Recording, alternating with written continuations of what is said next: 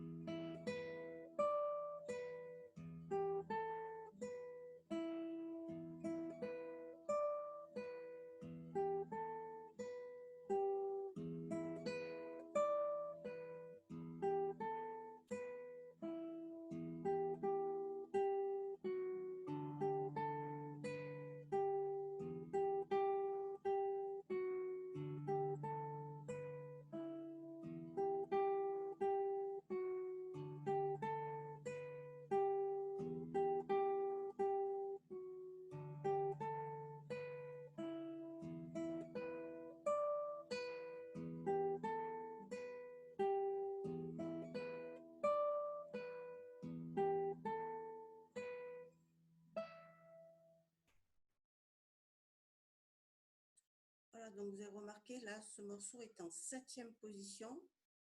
C'est le petit 7 en chiffre romain au début, en haut de la première mesure qui nous le dit. On suivra après sur la partition. Donc 7e position, c'est-à-dire que le premier doigt est sur la 7e case. Donc première corde, deuxième corde, il peut être sur n'importe quelle corde. Dans ce morceau, on va être sur la première corde et sur la deuxième corde. On a besoin de ces deux cordes-là.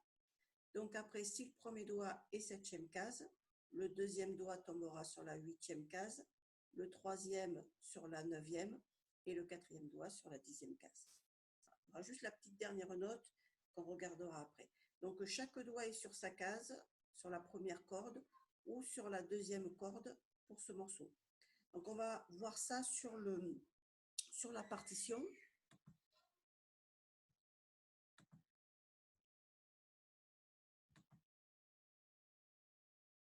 Voilà, donc le 7 en chiffre romain que je vous parlais, voilà, il est là, on est en 7e position.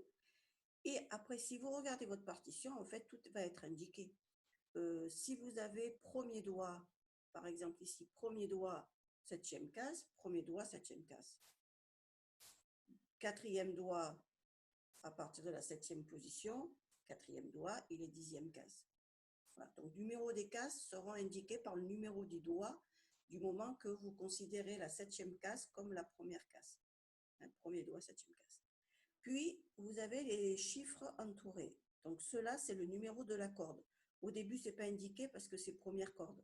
Donc, ils les ont mis, en fait, quand il y a un changement de corde, et puis surtout quand il y a des nouvelles notes, après, les numéros des cordes, vous voyez ici, ne sont plus indiqués. Il y aura toujours quand même le numéro des doigts. Donc, ce qu'on peut regarder, alors oui, donc chiffre entouré, numéro des cordes, du coup, deuxième corde, première corde, deuxième corde. Donc, il y a un trait, c'est que toutes ces notes-là, c'est-à-dire le sol, le la, sont sur la deuxième corde. À partir d'ici, je reviens sur ma première corde. Voilà, donc ce qu'il faut regarder en premier, en fait, une fois qu'on a repéré ça sur ce morceau, c'est la deuxième page qui va avec, où il y a marqué conseils et astuces. Donc, vous pouvez mettre en place ce qu'il y a écrit sur l'exercice technique. Donc, c'est ce que je vous disais un petit peu tout à l'heure. Premier doigt, 7e case, puis chaque doigt sur sa case, et on va monter les doigts les uns après les autres. Ça, on le connaît en plus, c'est l'exercice de l'araignée, mais là qui part de la 7e case. Donc, en fait, voilà, c'est là encore un peu en dessous, ici. Et donc, nous, puisque le morceau se joue uniquement sur la première et deuxième corde, donc ce qu'on va utiliser comme note, puisque là, vous avez toutes les notes en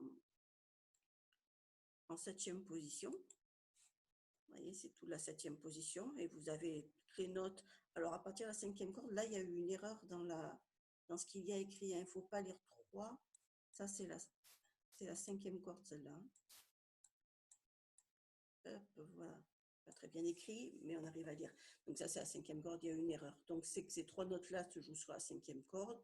4e corde, 3e corde, et puis on arrive ici, voilà, c'est à partir de là que les notes nous intéressent en fait. C'est ces notes-là, voilà, c'est ces notes-là qu'on a besoin dans le morceau. Donc vous avez le numéro de la corde, du coup le Fa, vous voyez qu'il est deuxième corde, premier doigt, je vous rappelle qu'on est en 7e position, donc deuxième corde, premier doigt sur la 7e case. Et là, je retrouve mon Fa dièse. Hein. Hop, le dièse. Voilà, le Fa, il est dièse à la clé. Hein.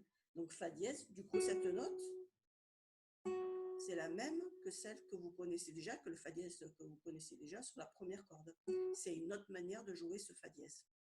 Fa dièse, deuxième doigt, toujours deuxième corde, je pose mon doigt juste à côté, j'ai mon Sol, pareil, qui sera le même que celui-là. Puis quatrième doigt, du coup, il va tomber sur la 10e case, j'ai le La. À partir de là, je reviens sur ma première corde. À partir d'ici, c'est la première corde. Premier doigt, j'ai le Si. Deuxième doigt, 8e case, du coup, j'ai le Do. Quatrième doigt, 10e case, j'ai le Ré. Et puis pour la dernière note du morceau, et là ils nous l'ont mis dans l'emplacement de nos notes, je vais monter jusqu'au Mi. Là le Mi, pour pouvoir monter plus aigu, je vais être obligée de décaler ma main. Donc c'est mon quatrième doigt, petit tiré, qui nous dit mon quatrième doigt qui va aller jusqu'au Mi, 2 cases plus loin, si on regarde en dessous. Il y a eu le Ré et 10e case, comme on a dit. Le Mi va être 12e case. En dessous, c'est la tablature, ça correspond à vos 6 cordes. Celle d'en bas étant la corde grave, bien sûr celle d'en haut la corde aiguë. Donc on est bien, vous voyez, sur la deuxième corde ici, 7e case, 8e case, 10e case, et première corde, 7e case, 8e case, 10e case, donc ça correspond bien à ce qu'on a joué. Et ce quatrième doigt qui est sur la 10e case, si je le fais glisser de 2 cases et je vais jusqu'à la 12e, je retrouve le Mi aigu. Voilà. Donc je vais revenir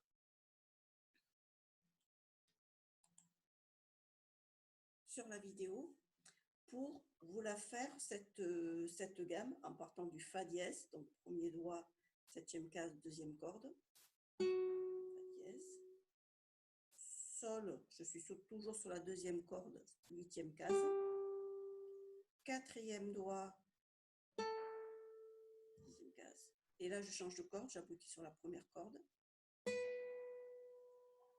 deuxième doigt,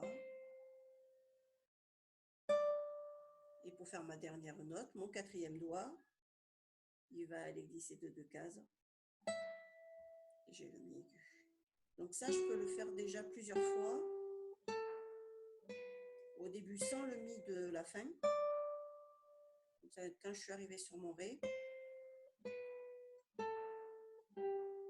je repars dans l'autre sens. Dans le morceau, le Mi sera joué corde à vide. Le Mi, l'octave en dessous, on le prend de corde à vide à droit habituel. Sur l'explication de l'emplacement des notes, si vous regardez la troisième corde, vous voyez que le Mi, on peut aussi le jouer ici. Donc si on arrive de plus bas, si on arrive d'ici et qu'on joue toutes les notes, on va plutôt le prendre là et continuer à monter. Là, comme généralement ce Mi, il va à la première corde, du coup on le joue corde à vide, comme ça on reste tous sur la même corde plutôt que de faire le grand écart. C'est faisable aussi. Hein. Voilà. Le reste après, les basses sont toutes cordes à vide. C'est soit le Mi, que je vais jouer avec le pouce, Mi 6e corde donc, et le Ré 4e corde. Voilà, c'est les seules basses qu'on a, elles sont cordes à vide. Voilà, donc première chose dans ce morceau en fait, et c'est la seule difficulté je vais dire, parce qu'après rythmiquement et une fois qu'on a repéré cette 7e position, les notes sont très simples. Après vous aidez du numéro des doigts. Vous n'oubliez pas les reprises, la dernière note, le glisser de la dernière note. Alors la coda de la fin, bon, c'était pas une peine de noter coda, généralement on note coda quand il y a une reprise au début du morceau et qu'après on revient et on saute à la coda, on saute un passage pour aller à la fin. Là non, vous jouez la première ligne 2 fois, attention, la deuxième fois vous ne jouez pas la mesure écrite 1, vous allez directement à la mesure écrite 2. Deuxième ligne, c'est le même système, petit point, j'ai joué la mesure 1, petit point, je reviens au début, je saute à la mesure 2, et après vous allez directement à la coda en fait. Voilà, donc ça après les autres explications qu'il y a en dessous, les accords, le rythme, arpège, Ça va être pour l'accompagnement, pour la partie d'en dessous qui est écrit en tablature. Donc pour le moment, là, c'est pas le but de cette vidéo, donc j'en parle pas de ça. Donc, je vous rejoue entièrement le morceau maintenant qu'on a repéré les notes et leur emplacement sur le manche, en allant un petit peu plus vite parce que vous avez vu, c'est un allegro noir 112. Donc le chiffre, ça correspond au numéro du métronome. Ça veut dire que si votre métronome, vous avez un métronome, vous le mettez sur 112, il y aura 112 pulsations dans une minute. Donc du coup, 112 noirs dans une minute, ce qui équivaut à peu près à 2 fois la seconde. Donc je le refais un peu plus vite que ce que j'ai fait au début, pareil avec toutes les reprises, et je vous compte le départ. Comme ça, si après, quand vous connaissez bien le morceau, vous voulez jouer en même temps, vous pouvez. Attention, on a un départ en anacrouse. Alors, j'en ai pas parlé de ça. On va peut-être le regarder.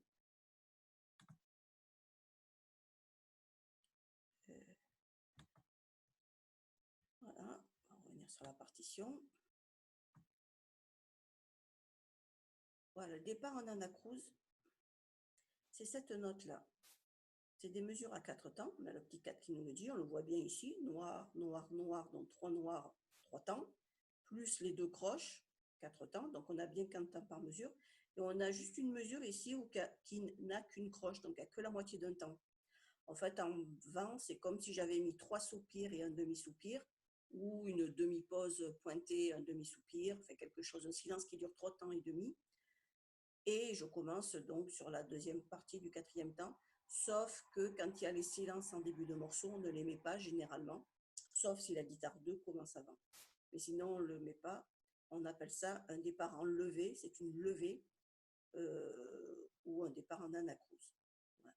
Donc du coup, je vais compter comme s'il y avait les silences, c'est-à-dire je vais compter 1, 2, 3, 4, mi, si, ré. Voilà pour cette anacrouse. Je reviens sur la vidéo pour que vous puissiez voir les doigts pendant que je joue. 1, 2, 3, 4.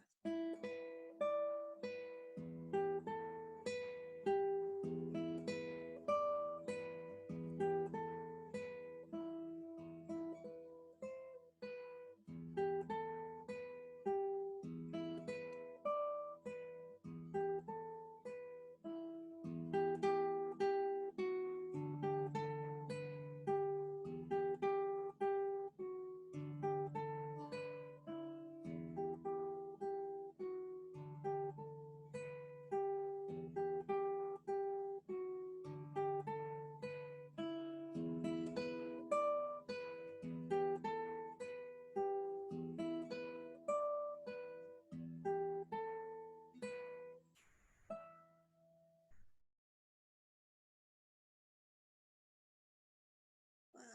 J'ai fait une petite erreur, je vous laisserai la chercher et la corriger par moi-même. Vous pouvez, si vous voulez, en commentaire de la vidéo, me dire où je me suis trompée. C'était pas fait exprès.